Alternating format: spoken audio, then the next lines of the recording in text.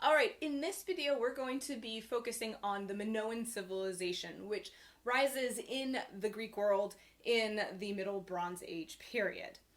So we had said that the early Bronze Age period is marked by the introduction of bronze work, and that it seems to coincide also with the introduction of a bit of a social hierarchy, where the people who have the resources to access bronze become a bit of an elite.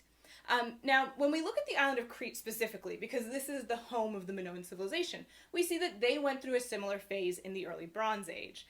So in that third millennium period, we see the introduction of bronze work on the island of Crete, and we see that it coincides with the introduction of an elite group. This is seen largely in burials. So most people at this time had very simple pit burials in the ground, but others begin to have structures built at their graves, or more elaborate grave goods, the kinds of things that are buried with you when you die, and this suggests that there is a small elite that is emerging on Crete as elsewhere.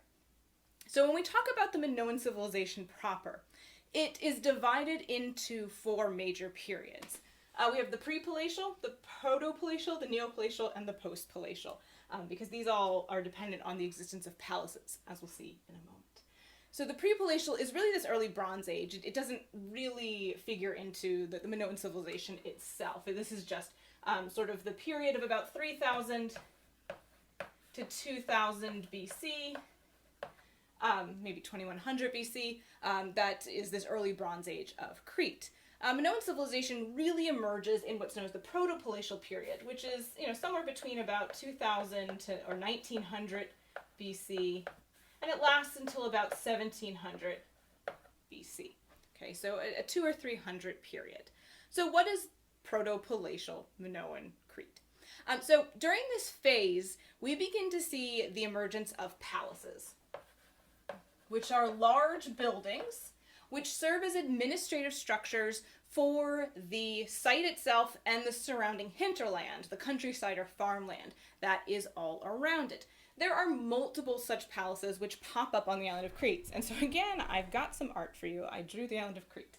So some of the major ones, the big one, the big site, is Canosis, which is right here sort of in the central northern part of the island. And again, that's Canosis, Cnoss.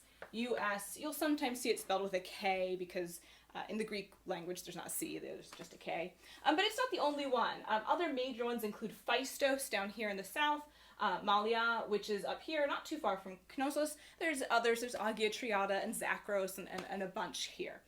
And so each of these palaces controlled a surrounding area that was essentially like a city-state, right?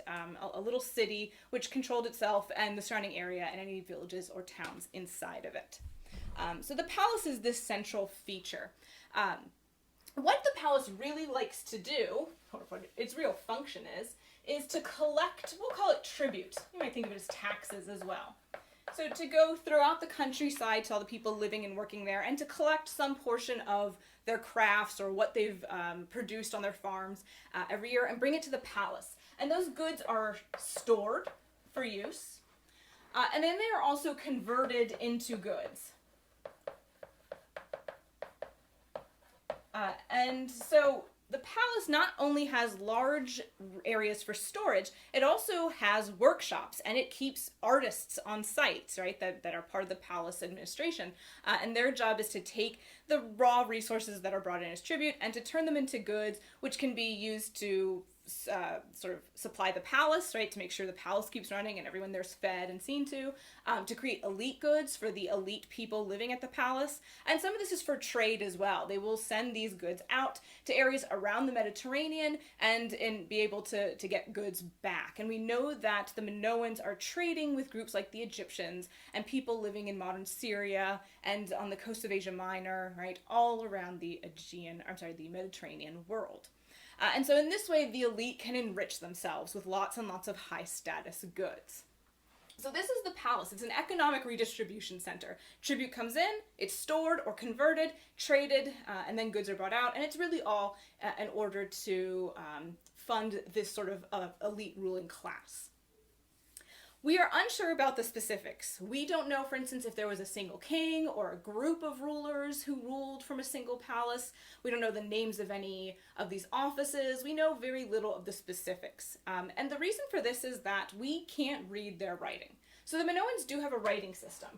They spoke a language, Minoan, and then they used a writing system called Linear A. And we have lots and lots of clay tablets with Linear A writing on them, but we can't read any of them. We don't know how to decipher this language. They probably learned to write from the Mesopotamians and the Egyptians further to the east, but they didn't adopt their writing systems. They didn't use cuneiform or Egyptian hieroglyphs, and so we can't figure out what these symbols mean. And that is a difficulty, because without that, we can't read their texts. And while their texts are probably largely inventories and like receipts for tribute and transactions and trade, keeping track of that, those would be very helpful to give us a clear idea of what was going on in the Minoan world. But for now, it is untranslated. It may very well never be translated at this point. Okay. So yeah, this is the concept behind the palace, and we see similar setups in the East. In Mesopotamia, for instance, there are major city-states which have a similar structure. And so, again, the people of Canosis and Malia, the people of Crete, probably learned it from people in the East, or probably modeled it after that.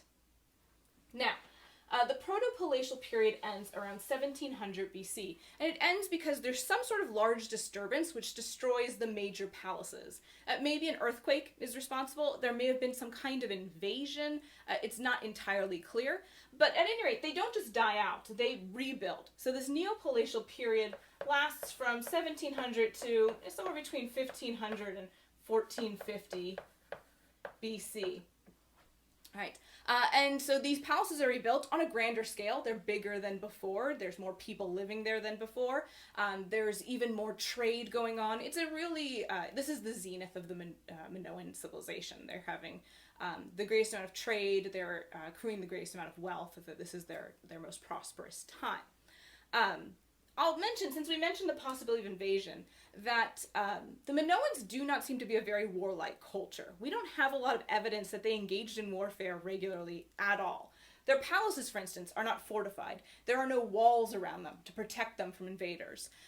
We don't see warfare depicted in their art very frequently at all. They're not buried with armor or weapons, as is common in a lot of cultures. So it may be that warfare was not a significant part of their lives. And this is possible, given that they're an island. It is possible that the cities themselves were largely friendly to each other. They only had to worry about outside invaders, and as an island, it would be difficult to attack. There's often a theory that they were probably very strong in terms of naval power, that they had large navies. And this would have helped them to ensure that their trade managed to thrive. They weren't disturbed by pirates or anything like that. And also to protect themselves from any kind of invasion. So they're often described in these terms. Even the ancient Greek historian Thucydides, for instance, suggested that they were what he called a thalassocracy, which is a military power that was based entirely on its naval strength rather than military strength. So this may be the case. Now, that being said, the Neopalatial period again comes to an end because of a large disturbance which destroys a lot of palace centers. And again, we're not sure exactly what it is. It could be earthquakes, it could be invasions. The evidence is not clear. Not all sites are destroyed, and actually the site of Canosis, which is the major site, is largely undisturbed, for instance. But even the ones that continue to exist are on the decline. And we're going to see that they are really being replaced by the Mycenaean civilization, which emerges in mainland Greece. Mycenaeans are going to take over kind of the trade networks of the Mediterranean and fill that place that the Minoans had once occupied.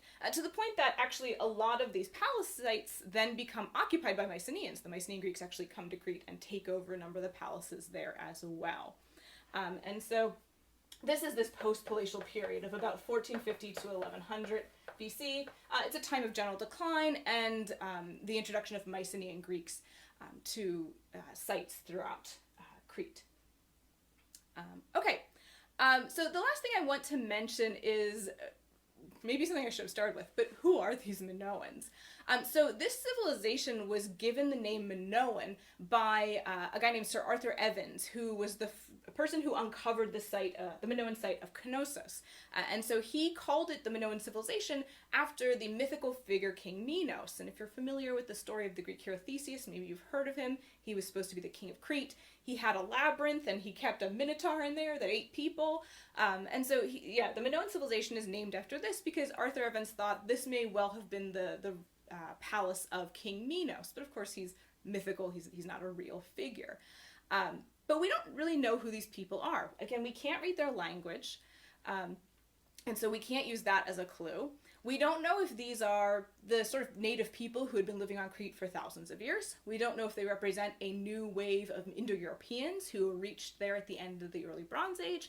We don't know if they might be a group that emigrated from the Near East and brought these ideas of like a palace administrative system with them. It's very unclear. So unfortunately, we can't say whether the Minoans were related to the Mycenaean Greeks or to the people living in the Near East or anything like that. We're just not sure about that, unfortunately. Okay, so in our next video, we're going to talk about some of the more material culture of the Minoans. We're going to look at some of its art and the palaces themselves and things like that. All right, thanks for watching. Bye.